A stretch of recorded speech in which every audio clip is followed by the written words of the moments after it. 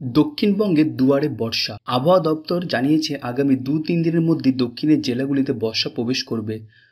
কমবে তাপমাত্রা, স্বস্তি পাবেন দক্ষিণবঙ্গের মানুষজন। ওইদিকে বর্ষা এখনও না ঢুকলেও গতকাল থেকে কলকাতা সহ দক্ষিণের জেলাগুলিতে শুরু হয়েছে বৃষ্টি।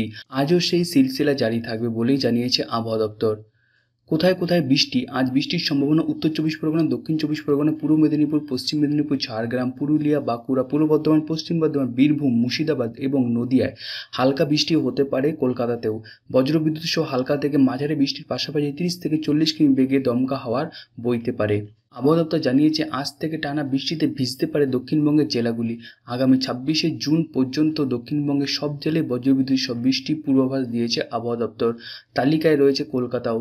কোনো কোনো জেলায় ঘন্টায় 30 থেকে 40 আর কোথাও 40 থেকে 50 কিমি বেগে ঝোড়ো হাওয়াও বইতে পারে, এমনটাই কিন্তু জানিয়েছে আবহাওয়া দপ্তর।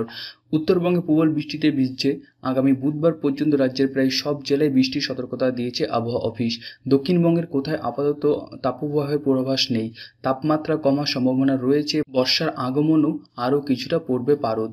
উত্তরবঙ্গে আজও ভারী বৃষ্টির সম্ভাবনা। এর মধ্যে জলপাইগুড়ি, আলিপুরদুয়ার, কোচবিহার, দার্জিলিং ও কালিম্পংয়ে ভারী থেকে অতি ভারী বৃষ্টি হতে পারে, যার জেরে সতর্কতা জারি করেছে আবহাওয়া দপ্তর। 25 তারিখ পর্যন্ত উত্তরবঙ্গের জেলাগুলিতে তুমুল বজ্রপাত সহ বৃষ্টি হবে। চলতি সপ্তাহে 2-3 ডিগ্রি করে কমতে পারে তাপমাত্রা।